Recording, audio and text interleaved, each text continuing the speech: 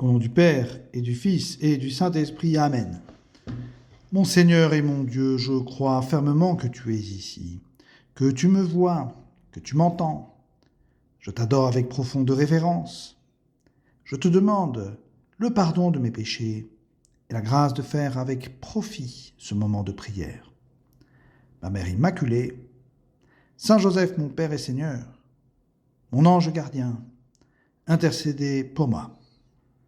Nos moments de prière doivent nous servir à transformer notre façon de penser et du coup aussi notre façon de vivre. Lorsque je fais ma prière avec l'Évangile, Seigneur, je ne désire pas simplement faire un commentaire de l'Évangile du jour, de pieuses considérations, mais je veux, Seigneur, me laisser transformer par ta parole et par ton exemple, parce que tu as, comme le disait très bien Saint Pierre, tu as les paroles de la vie éternelle.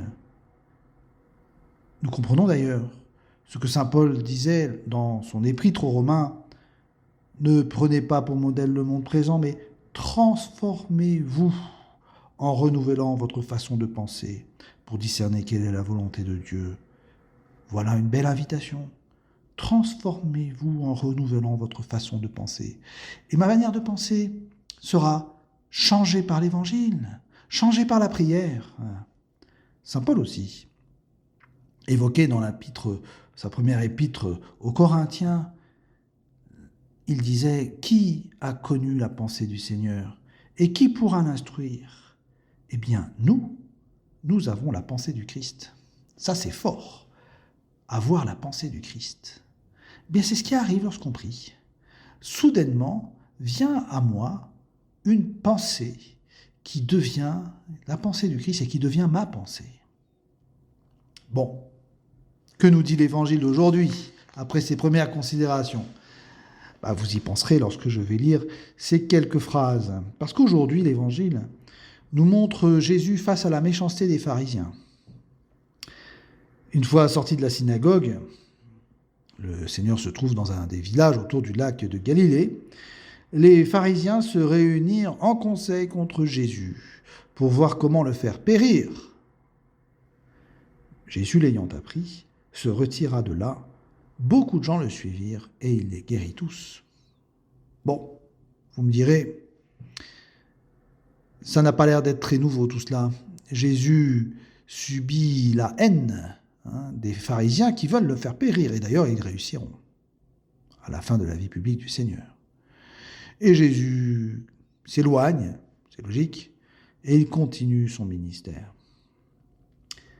Bien, je crois qu'il est beau de voir comment Jésus reste fidèle à sa mission. Il ne se cache pas. Il s'éloigne, oui. Et il persévère, parce qu'il les guérit tous, nous dit l'Évangile. Jésus ne se décourage pas, il ne se lamente pas. Alors, qu'est-ce que cela me dit, cet Évangile ? En quoi cet Évangile peut-il me transformer ? Car c'est ce que je vous disais au début. Faire ma prière aujourd'hui, avec ce passage, doit me transformer. Je crois que l'Évangile d'aujourd'hui nous apprend à ne pas craindre l'adversité, à ne pas craindre même, je dirais, les commentaires négatifs de nos contemporains vis-à-vis de notre Église et vis-à-vis de nous-mêmes. Car vous le savez bien, aujourd'hui l'Église catholique, elle est facilement critiquée, elle est facilement montrée du doigt, elle est discriminée, pourrions-nous dire. Et la parole de l'Église est très facilement disqualifiée. Elle est critiquée. On nous montre du doigt. Et puis, beaucoup de chrétiens subissent des injustices professionnelles en raison de leur foi. Et puis, ils se trouvent parfois même dans des situations d'infériorité. Et ils sont accusés de tout maux. Oui, Seigneur, tu avais raison lorsque tu disais à tes disciples « Je vous envoie comme des brebis au milieu des loups ». Vous savez ce que ça fait, des loups, lorsqu'ils rencontrent des brebis. Et tu avais bien raison, Seigneur, car 20 siècles après, tes disciples, les chrétiens, sont toujours persécutés au nom de leur foi. Certains deviennent même martyrs, et nous pensons pour la France au Père Hamel, mais à de nombreux pays, des chrétiens qui sont persécutés et qui craignent pour leur vie. Ou alors, dans des pays occidentaux, eh bien, des chrétiens ridiculisés dans les collèges, les lycées ou les universités. Alors je dis au Seigneur, Seigneur, change mon esprit, change-moi, change ma manière de penser. Ne fais pas de moi, face aux difficultés du christianisme aujourd'hui, une personne amère, pessimiste ou négative. Oui, nous sommes d'accord, le monde ne va pas bien. Et puis, ces persécutions des chrétiens, ou cette Église qui joue parfois le rôle de bouc émissaire, cela nous fait bien de la peine. Et même parfois, nous voyons aussi ces églises qui se vident, ou qui sont seulement remplies par des personnes âgées. Seigneur, oui, nous pourrions être dans une attitude un peu défaitiste. Mais c'est là que nous te lisons dans l'Évangile et que nous entendons ce que tu nous dis, j'ai vaincu le monde. Et comme on le voit aussi aujourd'hui, face à l'hostilité des pharisiens, tu ne te décourages pas dans ta mission. Tu t'éloignes d'eux, bien sûr, mais tu continues. Alors moi, eh bien, c'est évident, je suis appelé à devenir un disciple optimiste et joyeux. Je suis disposé à changer et à faire en sorte que ma prière fasse de moi cet homme joyeux et optimiste, dynamique et positif. Tu nous as promis d'être avec nous tous les jours jusqu'à la fin du monde. Et c'est pour cela que nous pouvons aimer le monde qui est le nôtre, aimer l'époque que nous vivons. Nous pouvons voir dans l'instant présent un véritable défi pour nous, pour l'évangélisation. Parce que nous avons un profond désir de rapprocher nos contemporains du Seigneur. Nous savons au plus profond de nous-mêmes que le Christ nous propose quelque chose de passionnant et que dans le fond, Jésus est le seul à pouvoir donner la paix, le bonheur à tous les hommes. Nous sentons bien que ce monde qui est le nôtre a tellement besoin d'être racheté que les injustices, les conflits, les égoïsmes ne peuvent pas trouver de solution profonde sans le soutien de la grâce et des sacrements.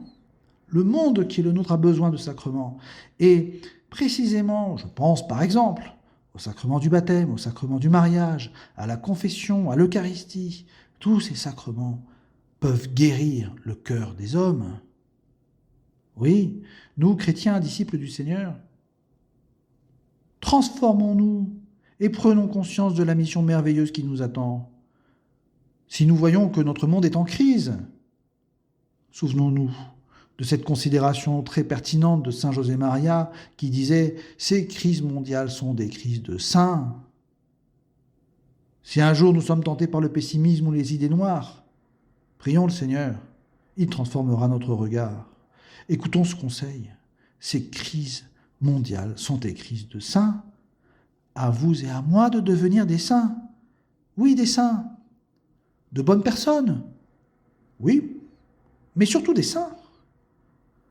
À nous de comprendre que nous ne devons pas freiner en nous ce processus de sanctification qui est là. Je vous lis encore cette considération de saint José Maria, qui est un peu forte. L'Église n'a que faire de femmes bonnes ou d'hommes bons. De plus, celui qui se contente d'être presque bon ne l'est jamais suffisamment. Ce qu'il faut, c'est être révolutionnaire. Face à l'hédonisme, face à la charge de paganisme et de matérialisme qui nous est offerte, le Christ a besoin d'anticonformistes, de rebelles de l'amour. Alors, nous terminons notre prière comme cela. Seigneur, transforme-moi, fais de moi un révolutionnaire, fais de moi un rebelle de l'amour.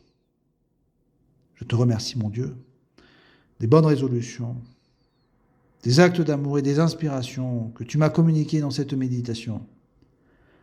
Je te demande de m'aider à les mettre en pratique.